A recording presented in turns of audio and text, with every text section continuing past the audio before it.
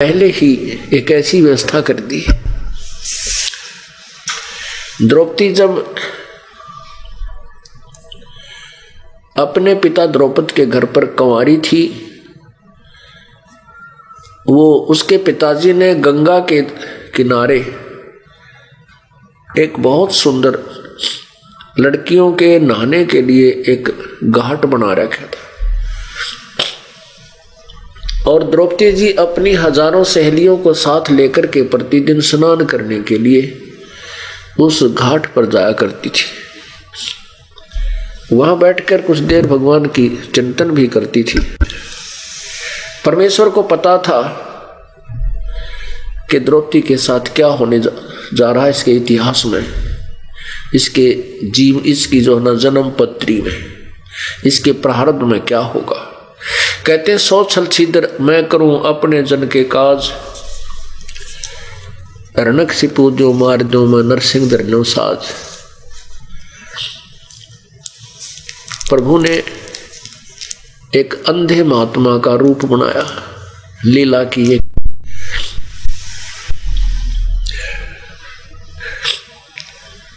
और द्रौपदी स्नान करने के लिए सुबह सुबह मुंह अंधेरे स्नान करने के लिए उस घाट की तरफ चली। हजारों सहेलियां उसके साथ थी।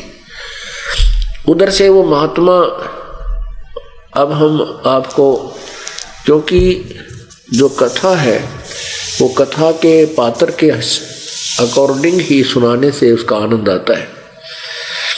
एक अंधा महात्मा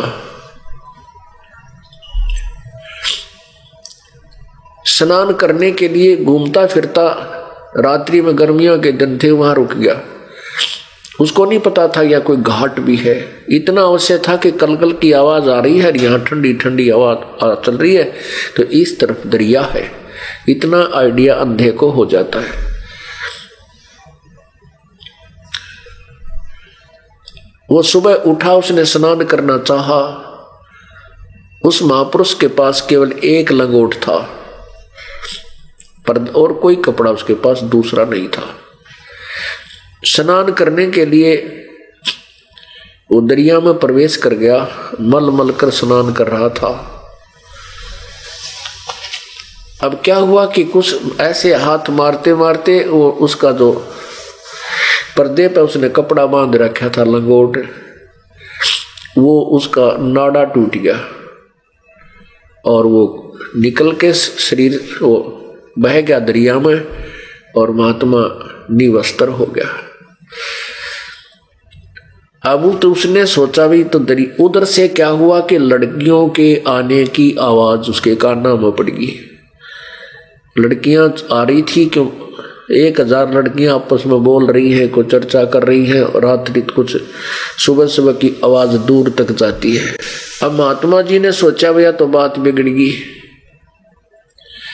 सुबह हो गया, दिखे लड़कियां इधर आ रही हैं और वो स्नान करने आई होंगी और सवेरा, इसका सिद्ध है कि सवेरा होने वाला है। वो पानी में गहरा चला गया इतना कि मैं निवस्त्र हूं और या तो बात बिगड़ गई। यहां आसपास कोई नहाने का दिखा, लड़कियों का घाट है।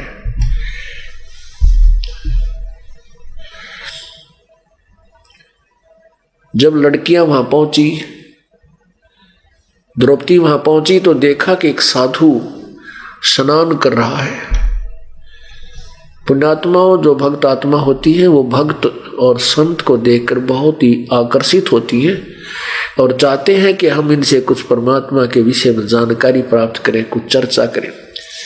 द्रौपदी परमात्मा की प्यारी आत्मा थी और वो किसी जन्म में प्रभु की बहुत अच्छी भक्ति कर रही थी, लेकिन पैर फिसल गया, रह गई काल के जाल में। अब द्रौपदी ने जब देखा संत को, और फिर संत भी कौन, इतना सुंदर शरीर, इतना अच्छा भाव, यानी एक साधु जैसा लगे, प्यारा सा लगे, जैसे जिसमें एक भावना सी बन जाती है कि बहुत ही अच्छी आत्मा का आदमी दिखे। तो द्रौपदी ने जब देखा कि संत स्नान कर रहा है और सोचा कि संत के साथ अब ये स्नान कर रहा है, हम भी स्नान कर लेती हैं। स्नान करने के बाद साधु से बातचीत करेंगी, भगवान की चर्चा सुनेंगी। ये सोचकर द्रौपदी स्नान करने के लिए वो अपने घाट में प्रवेश कर गई।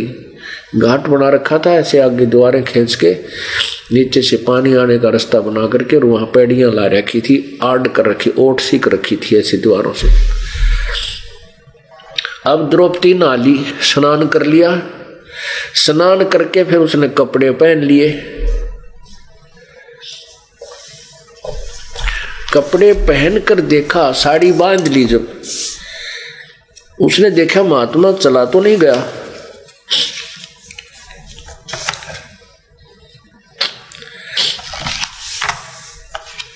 तो क्या देखती है कि महात्मा तो न तो स्नान कर रहा है और दरिया से बाहर भी नहीं आ रहा है, क्या बात है।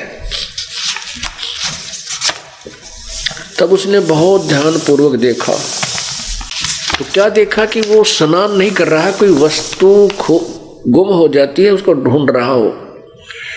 अब वो ऐसे हाथ मार रहा था, वो न सोचा था कि कोई कपड़ा बहता हुआ आ जाए इस पानी में और मैं उसको लपेट के चला जाऊं यहां से। अब कैसे निकलूं भगवान। दिन में तो बाहर जा नहीं सकता, रात्रि में निकलूंगा। उधर से द्रौपदी ने विचार किया कि महात्मा तो कोई चीज ढूंढ रहा है। फिर उसने अपने दिव्य दृष्टि से देखा कि महात्मा तो निवस्त्र है। तो उस लड़की ने आव देखा ना ताव देखा।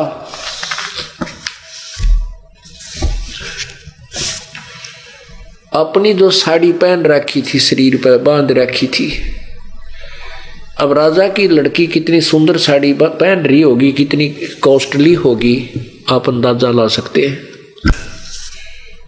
हम अपने बच्चों को जो स्कूल जाते हैं, शिक्षा ग्रहण करने जाते हैं, उनको बढ़िया ड्रेस सिलवाते हैं।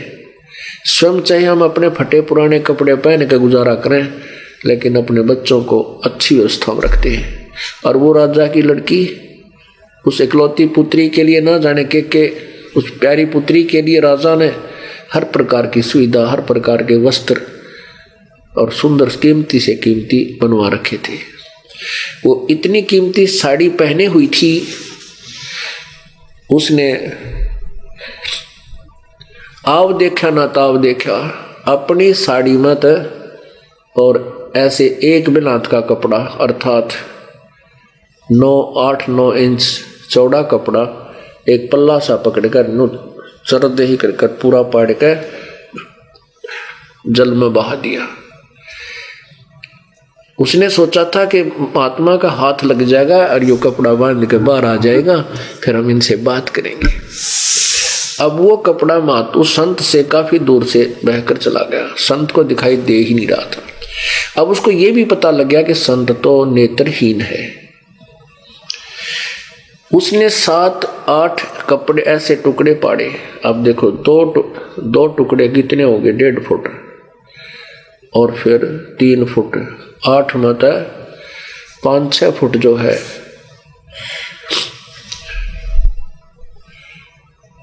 6 फुट लगभग साड़ी पाड़ कर और बहा दी, लेकिन संत का हाथ नहीं लगी। अब द्रौपदी ने सोचा अब ये शर्म से बात नहीं चलेगी। पहले तो लज्जित हो रही थी, भाई मैं निवस्त्र संत है, इसके निकट जाऊंगी तो शर्म लगेगी, और महात्मा भी ना शर्मा जा, कदे कपड़ा ना ले और अंदर चला जा, डूब ना जा, क्यों दरिया का बहाव बहुत ज्यादा है। महात्मा शर्म के मारे तो अंदर गया हुआ है। तो लड़की ने क्या सोचा कि यूं बात नहीं बढ़े, मेरे पिता समान है, और लंबी लाठी ढूंढ कर जंगल में था लकड़ी लंबी सी, उसके एक और पाड़ी, एक गट, एक बिलात का टुकड़ा साड़ी का, और उसका लपेटा देकर ऐसे लंबा कर दिया। शायद धीरे धीरे संत ऐसे हाथ मार रहा था, उसके हाथ के निकट कर दिया, और संत का हाथ लगा, उसने फट पकड़ा।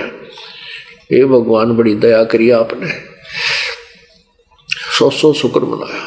फिर उसने देखा, क्योंकि अंधे के हाथ आंखों का काम करा करे, उसने देखा कि भाई ये तो आम कपड़ा को नहीं, ये तो किसी बेटी के साड़ी का कपड़ा है, और वैसे भी नहीं है तो बिल्कुल पैमाइश से पाड़ कर डाल रखे हैं।